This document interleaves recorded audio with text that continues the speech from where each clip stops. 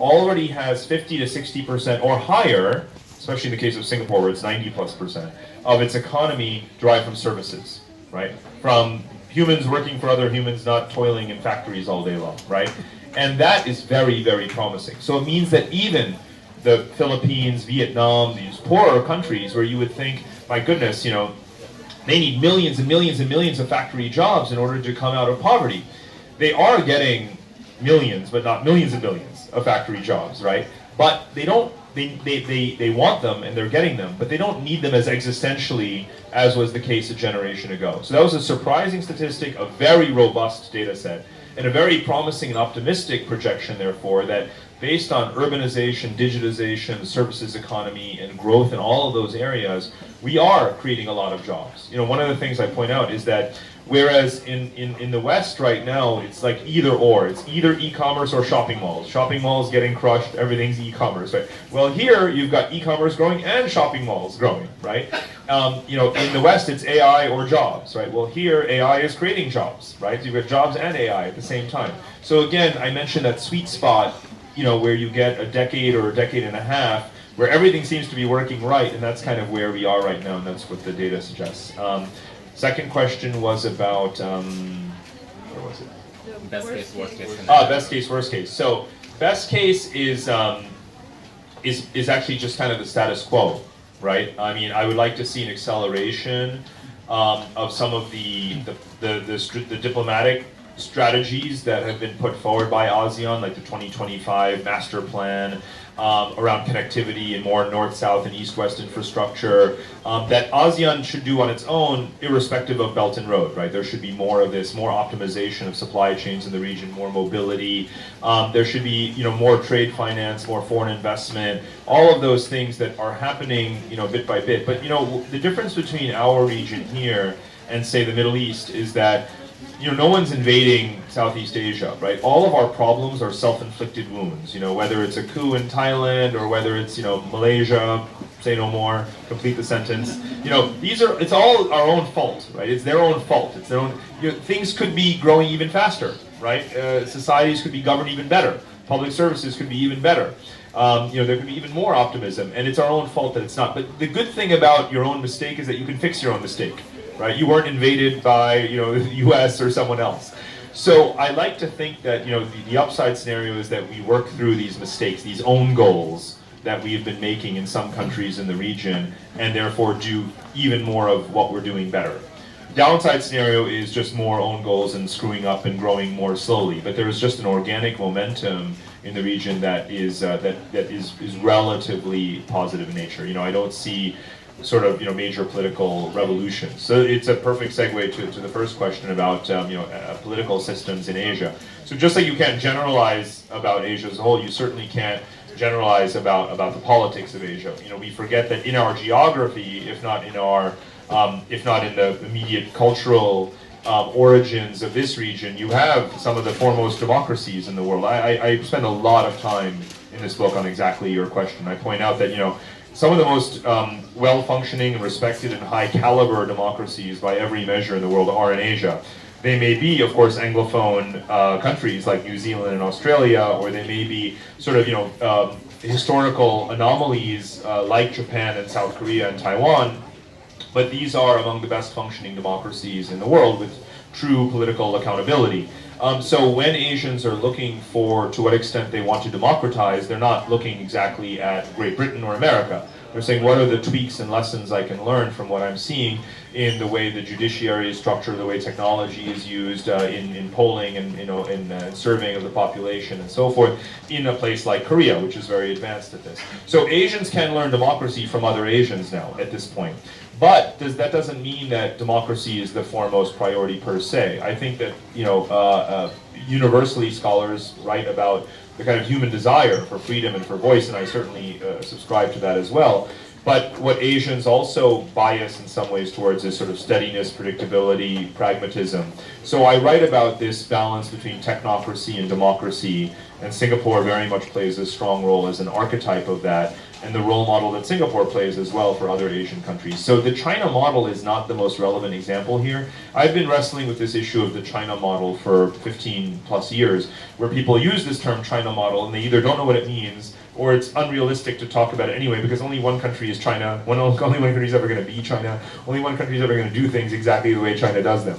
China can export surveillance technology, China can export infrastructure, China can export technical assistance, but it can't make an African country be like China. Right? It's just never going to happen, right? So I hear the phrase China model, I've been hearing it for a very long time across Africa and Arab countries.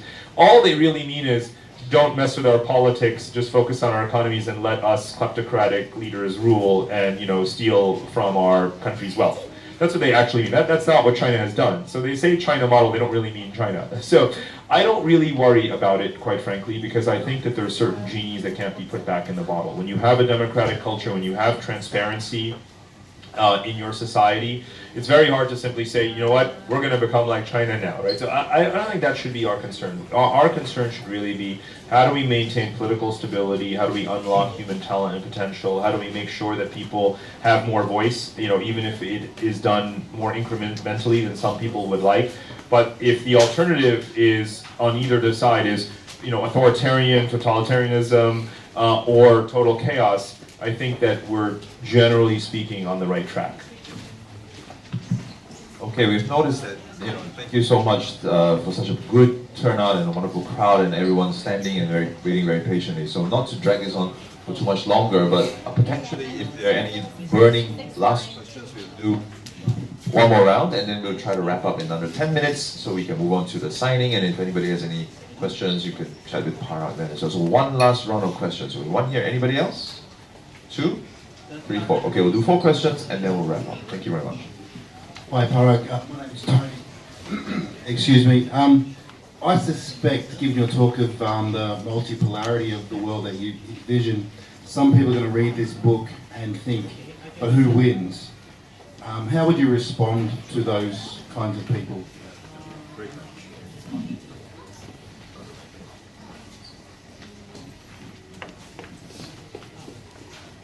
Parag, I would like to ask you about Central Asia and the influence of Russia in all this region, and also the complexity with China. What's your data point of view? North Korea, South Korea, economically or even for the political reunification or coordinate the future data point of view? Hello. Can you tell us a few words about, well, not the future, but a few scenarios about the future of Europe, and do you see more centralization, or the current, if the current European Union will kind of dissolve or reinvent itself, and how it will work together with Asia in the next 20, 30 years? Great question. So reverse order.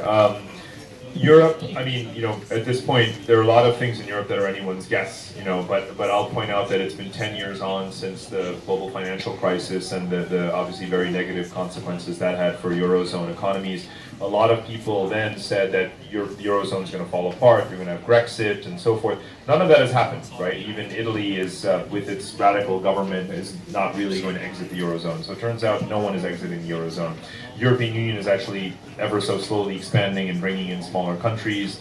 The Eurozone itself will actually expand with new smaller countries joining. So I think that rather than view Europe and the European Union as an all or nothing proposition, one should rather think about Europe as a commonwealth. And there'll be different tiers, different degrees of commitment and allegiance and participation in terms of the laws. And even when you are a member of the legal, you know, sort of code, you may be violating it to some degree, and you'll get away with it the way Hungary does, for example. But the European Commonwealth of, you know, benefits that spread from the core powerful economic regions will more or less continue. You know, the infrastructure investment and trade relationships with Eastern countries continue to grow. Its relations with Asia are a critical part of it because, unlike the US, Europe has been you know, very involved in getting more and more involved in the Belt and Road and the Asian Infrastructure Investment Bank.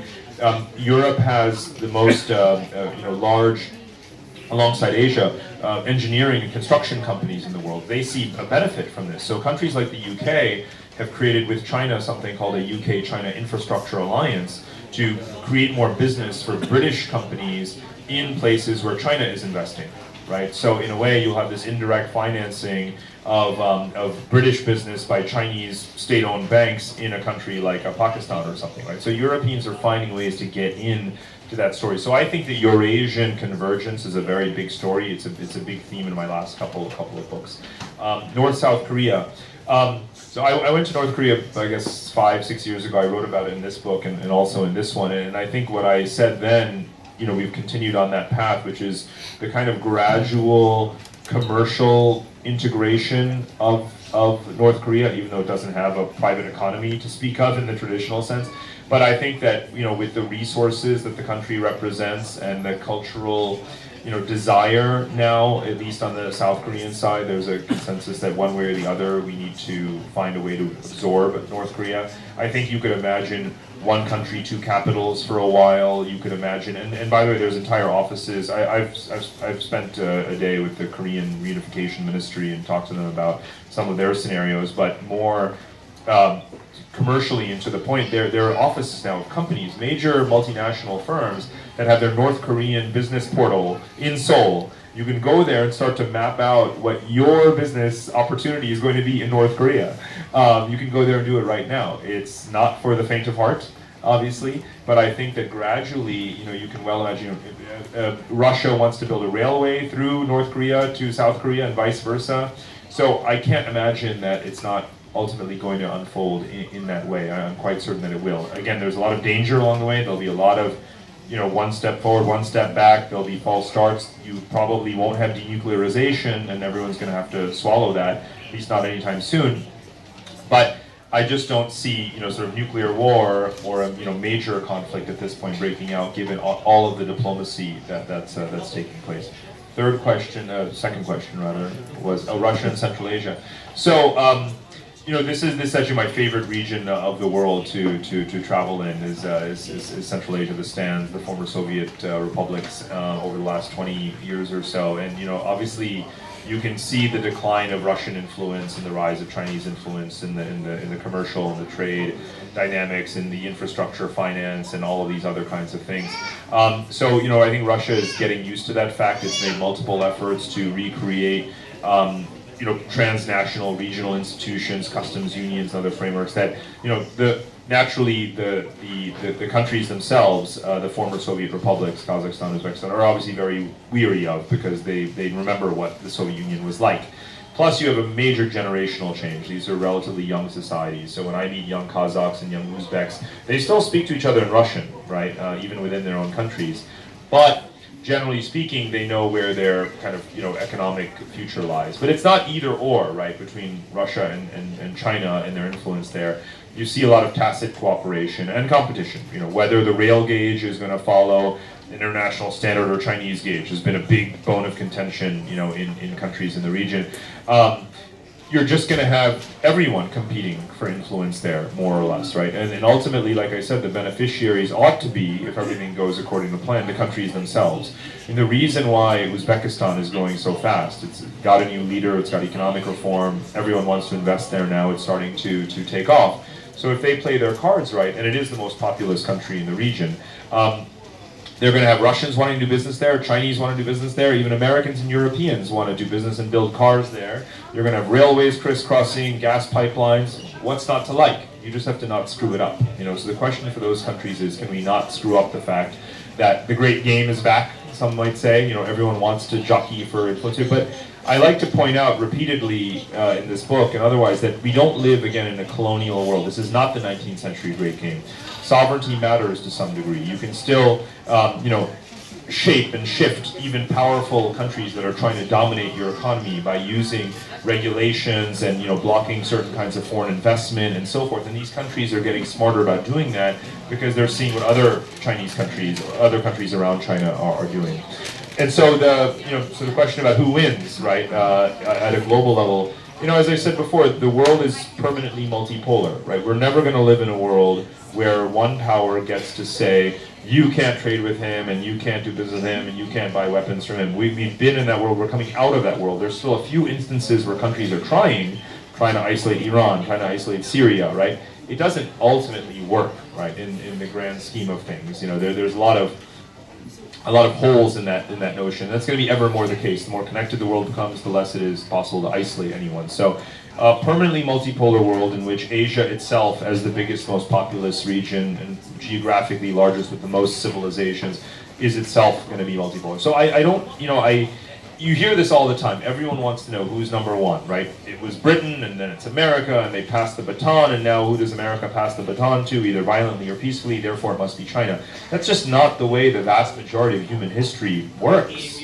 It's just because it's our recent memory that we like to think that it goes from power, shifts from one to the next to the next. That's actually not at all the dominant pattern of history. So I'm very comfortable saying that there isn't going to be, and there doesn't have to be, a power at the center, or there doesn't have to be a number one. And I think that's, quite frankly, a better world. I think that's a better system. I think that competition of ideas and multiple vectors and directions of connectivity, makes us all better in a way, and gives us all choice in the marketplace. The term that kind of defines what I've tried to write about for more than a decade is just one single term: geopolitical marketplace. We've moved from a world that's sort of hegemonic and vertical to a world that's a marketplace of vendors, right? You can get your weapons from one country, take your financing from another, trade with another, send your students to another, whatever you want, right? That's a marketplace. And that fundamentally, like capitalism itself, proves to be a very resilient kind of structure for the world, much more resilient than you think it is when you're sitting in a country that has less influence than it used to. But that is still the way of the world. It's also the way of history. And I think it should be one that we should embrace. Thank you, Parag, and thank you for those questions. I think we went around the world in a very